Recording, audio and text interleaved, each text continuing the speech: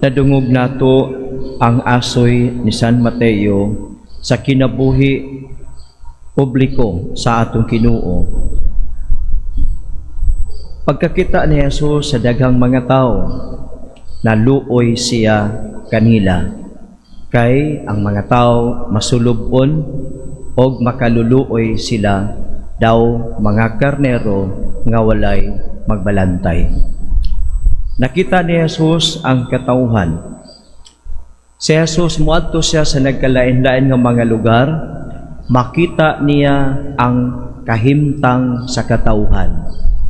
O kining kahimtang wala magpabilin outside of Jesus, kundili ang kahimtang sa katauhan nakasulod sa kasing-kasing ni Jesus. Kana bitong muadto ka sa usa ka lugar, unya makita nimo ang sitwasyon sa mga tao, do na ray duha ka direction. Una, moingon ka nga, nganong ingon ani ilang kahimtang? Tungod kay kini mga tawhana, mga tapulan, kini mga tawhana, mga kawatan, kini mga tawhana, mamamatay tao, kini mga tawhana, ingon ana. This situation remains outside of you.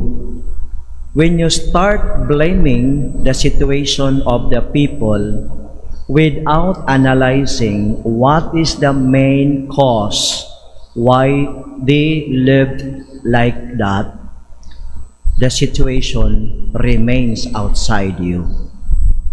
But Jesus is not like that, is not like us. Nga, when we look at the situation, we do not analyze and we blame the others. Si Jesus, pag ito niya dito, nakita niya ang mga tao. So, ang second direction is, ato ka sa katauhan, unya, nakita nimo ang kahimtang, mibati ka o kaluoy. O ang tao nga mubatig kaluoy, dili mahimutang hangtod nga siya in his own or in our community's power, we take an action. Kay ang tao nga maluluyon cannot stop doing what is good. Tungod kay ang sitwasyon nakasulod sa imong kasing-kasing. Ang sitwasyon nakasulod sa imong kinabuhi. Kana bitaw mingon ta nga isulob nato ang sapatos nila. So, wear their footwear. Wear their shoes or makasabot ka sa kahimtang. Once we are outsider of the situation of the people, we cannot understand and we cannot feel the situation. That is why we give them wrong solution. We give them what we want to give, not what they want us to provide. Kundili, what I want to give them. O kini mo'y gisakyan sa mga nagkalain-laing mga politikanhong grupo. Mo'y gisakyan. O kay gisakyan ang naadunahan kadturang mga politiko nga nigamit sa sitwasyon sa katauhan para sila mahimong adunahan. Usanin ang flood control. Mo nang dili tarungon ang proyekto sa flood control. Unya, kung ato nang kuanon, mag-imbestigar na, mga suko na. Nakita ni Jesus ang katauhan. Kung sa sitwasyon sa katauhan, nakita niya ang mga masakiton. Mabit nga sa public ministry ni Jesus, daghang mga masakiton iyang gipang-ayo. Daghang mga taong agiyawaan. Kung sa may purpose sa yawa, bungkagon ang katilingban, paaway-awayon. Kay ang yawa, ang iyang purpose, bungkagon ta. Dili tahiusahon. Dili magkahiusa ang katauhan. That is the main purpose of the devil. To pull us away from each other and to make us fight each other. And this is what is happening in the Philippines. Mga senador may nag-away-away, kita po nga mga supporter, sige po tag-away. Apil na ba po no? Ayaw mo pagpabiktima sa paagi sa demonyo. pagbantay mo sa paagi ni Satanas. Kaya kung di ta magbantay, abinatog kita'y correct. Abinatog ka na sila wrong, kita'y correct. Di ganita magbantay sa way of the devil, mahimo tang paborito nga kanunon sa demonyo.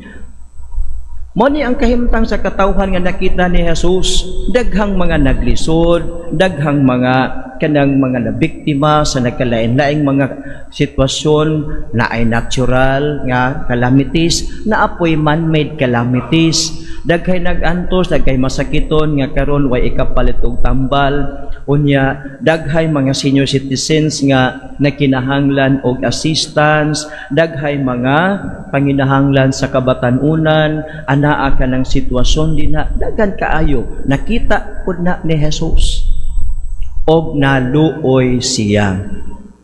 Ang atong gihatag nga solusyon nindot unta nga kanang konkreto og nindot nga kanabitang malungtaron nga solusyon. Dili kay ang kanang mga ingon ani tagaan na nato og band-aid solution. So pananglitan. Nakita nato nga ang droga sa Pilipinas grabe katalamak. Nganuman wala man gi-implement ang balaod nga dakpon ang droga palusot-lusoton raman. Unya abi nato nga moabot katong usa ka tawo mao na ang solusyon, masulbad na. Band-aid solution nganuman ang consumer sa drugas mo ay gipatay apan ang producer sa drugas wa man mamatay. As long as dunay producer og drugas, doon na gayoy mo palit. Ang gipatay, ang mupalit, ang adik. Ang kaning producer, gipugnan ba sa pagsulod sa atong nasod? Daga mga tong baril-baril nga mga drugas nga dos Cavite, guban pa dito sa custom, guban pa, og hain na ito gipangtago. Wanay balita. Sumurag ban-aid solution. May nguntang sige announce din na sa kanabitang advertisement sa health nga cigarette smoking is dangerous to your health. Hangtod karon na aragya po sigarilyo o sa may gibuhat nila gitaasan ang tax syntax gitaasan kay aron nga maglisod og palit kay taas na ang presyo. Na kung ikaw manabako ay gyud ka kay mo palit man gyud ka ana. Di ba pwede nga ato na lang ning i-stop kay arong way mga masakit og lang cancer o guban pa o ang delikado grabaan na kay kung bisag ikaw dili smoker apan secondary smoker ka tungod kay nakahanggap ka og kanang aso sa sigarilyo pwede day ka masakit ingon ana. Kunya usa man nga solusyon kanang nindot na nga tan-awon nga nindot bitaw na no mo na nga ang usa nga giingon ni Jesus sa pagkakita niya sa sitwasyon sa katawhan miingon si Jesus nga to siyang mga tinun-an pag-ampo kamo sa tag-iya sa anihon kay daghan ang mga ngani apan jutay ra ang mamumuo nga muani niini. Ang unang tahas pag-ampo kamo kinsay iyang giingnan kadtong iyang mga tinun-an. Pag-ampo nga daghan ang mga mamumuo nga tarong, daghan ang mga mamumuo nga sinsiro mualagad dili mamumuo nga nagtakuban nga maayo, nagtakuban nga dunay nindot nga tinguha alang sa katawhan and at the MDI ang katawhan nasud sa pukot og sila nahimong dato. Una karon kay election ba yarong panahon na? November siguro, election. Unya ba sa susunod pa nga mga tuig na napay another election. Mo na nga kanidi ay mangayo tag mamumuo no, mangayo tag dugang mamumuo sa Ginoo, iampo di ay dili kay tan-awon pila ka libo ang ihatag para mubutar ka.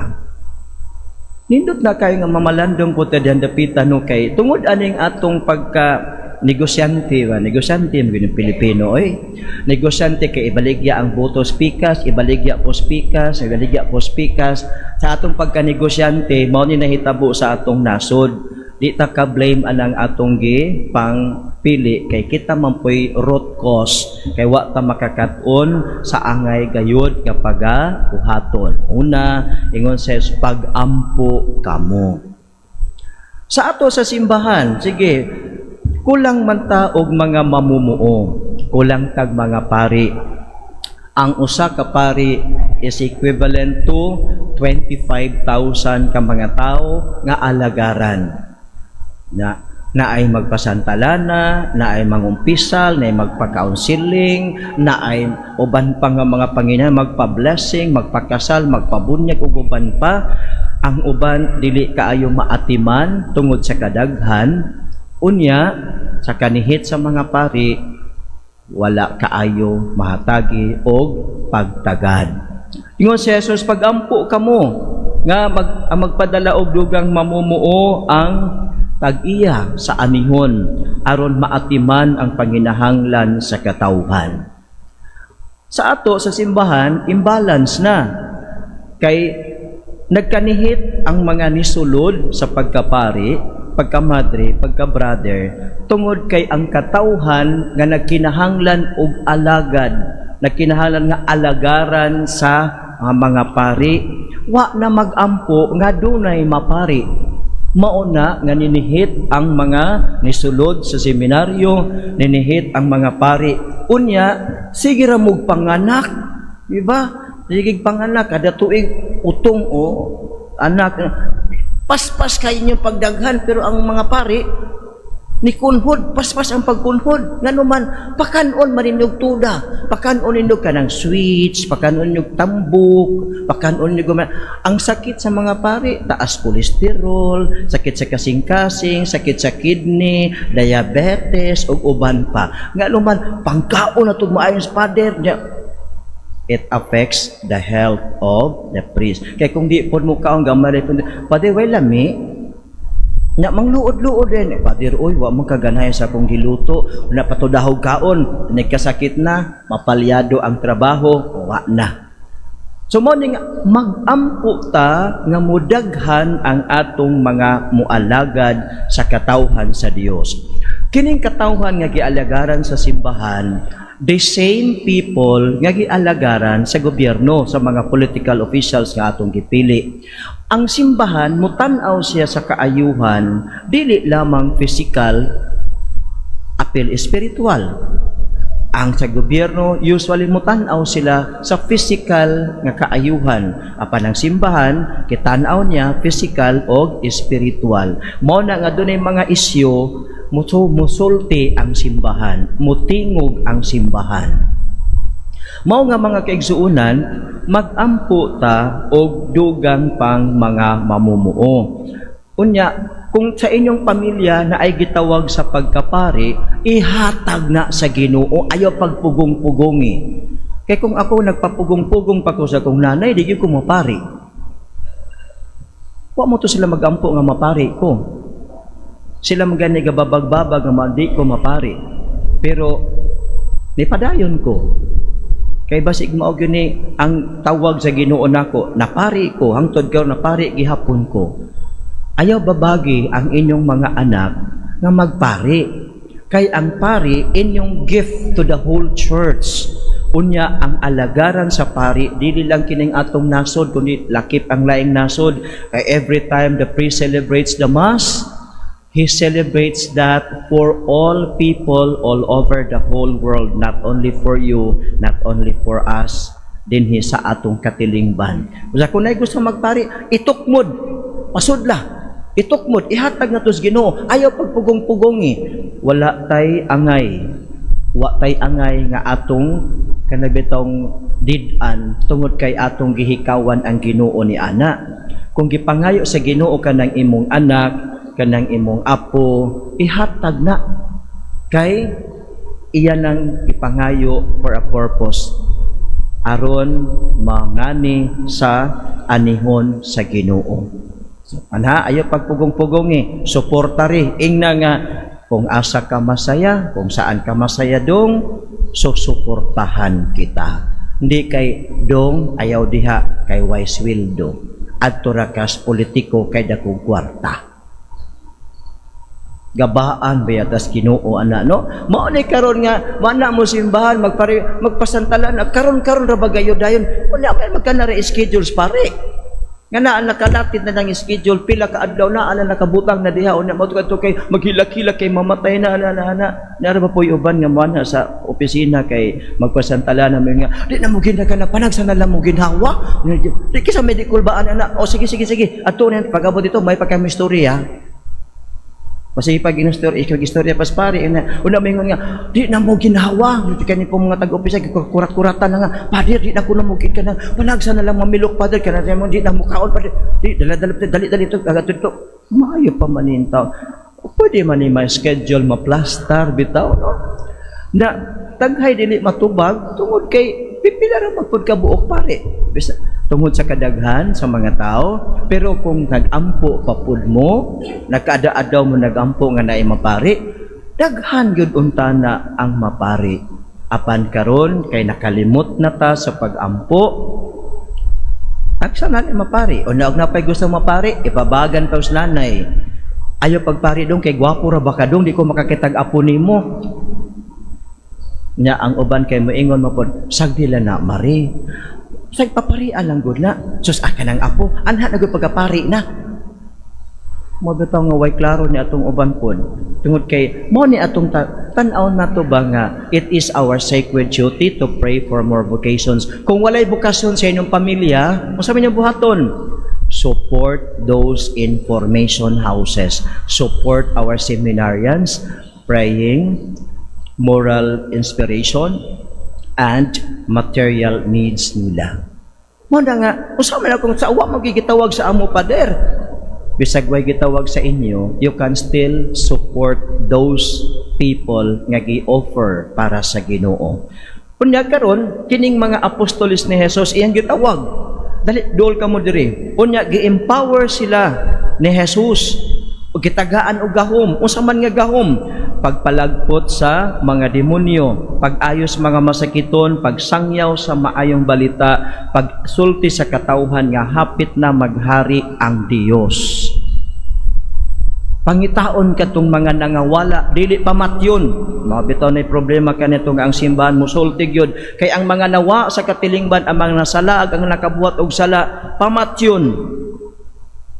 Wata kabalo nga sa atong system of government, mabito nang naatay prison system kay ang mga nasalaag ibutang didto aron sila matabangan nga mahibalik sa dalan nga matarong walay provision sa balaod sa gobyerno nga patyon kadtong mga adik unya kita sa gitag simbas Ginoo kada adlaw ganing uban ang uban kada Domingo ang uban ko makahinumdom manimba mukalawat anang Ginoo sa kinabuhi unya pabor ka sa pagpatay sa mga adik pagpabor ka sa abortion pabor ka sa euthanasia dako kaayong tampaling sa atong pagtuos Ginoo kung baga every time nga muanhi ka imong gisagpa ang Ginoo kalawat ka niya pero pabor di ka sa pagpamatay sa mga kawatan, mga adik, mga uban pa, mga bata nga nastiyan, pabor ka ng abortion, pabor ka ng euthanasia, pabor ka ng ingon-ani nga mga programa, kadaanhin nimo sa simbahan gisagpa nimong Ginoo. Ngano man? Sa may gitudos Ginoo. Mao na ka ato ginang pamalandungan og maayo. Kay gito ang mga tinun-an gihatagan og gahom pagpapahawa sa mga panuway, mga demonyo, mga daotang espiritu apan ang atong daotang espiritu karon ato na magi-welcome sa atong panimalay ug sa atong katilingban. Sa unsang pamaagi? Ang pamaagi sa demonyo atong gi-adapt. Sa mayang pamaagi, away-awayon ta, gusto tang mopatay, gusto tang manglimbong sa uban. Mao ni mga pamaagi sa demonyo nga atong gi-adapt dili lang individually kundi sa atong nason. Mao na nga nabilong gyud taon ta sa category the most corrupt country in the world. Among these countries is the Philippines. Unya we claim nga we are the only Christian in Southeast Asia. We're the only Christian country. Kristiyano lagi. Pero naunsa man ang atong pagpuyo karon Kristiyano man ta wa man ta mosunod sa Ginoo, nisunod ta sa mga atong grupo, misunod ta sa atong mga gi-idolize nga mga politiko, misunod ta sa mga tingog sa dili magbalantay nato kundili sa atong mga gi-idolize. Mamalandong ta oy, kay ngano di kita magkahiusa kaning atong damgo nga unity. Unity bitaw na sa una, unity. Ngano nga man tungod kay kanya-kanya og tingog, kanya-kanya og kanang propaganda, kanya-kanya og programa. Kano man hiusahon gud na nato tanang programa ug tan-awon asa may makaayos katawhan ani. Apan tungod kay nagpasulabi ang atong fanaticism, attachment to political parties and to politicians, mao ni nahitabo. Para magkahiusa ta, listen to the Lord. Listen to Jesus and pray for good leaders, good politicians, pray for good nga panghitabo, good nga mga employees, good nga mga leaders sa atong katilingban. Ilakip po dinyo pag-ampo ang simbahan. Nga naatay mga good leaders, good priests, good bishops, good seminarians, kay aron nga ang ato pong simbahan mapangalagaran nato ang atong mga katauhan. Pagkanindot nung kung mauna siya nga, tanaw na to, let us be careful because the devil is working in a subtle way. Kanang di ka makasakop dayon sa paagi sa demonyo. Abi nato something good, pero at the end, mao ni karon dili di ay maayo ang atong padulngan.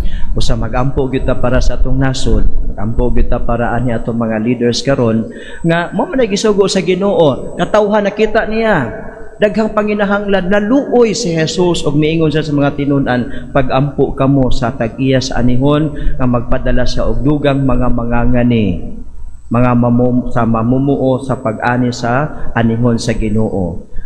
The same people, gialagaran sa simbahan, gialagaran sa gobyerno. So kung mag-ampo ta for good leaders o additional nga mga mamumuo, i-appeal po nato ang gobyerno pag-ampo.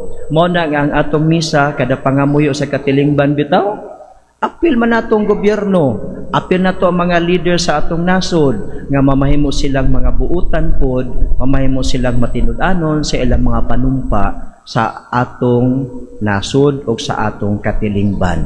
So laki pa mag-pray para sa simbahan, mag-pray pod para sa government nga tagaan ta og mga good, honest and sincere nga mga leaders sa atong katilingban, simbahan o gobyerno karong panahona.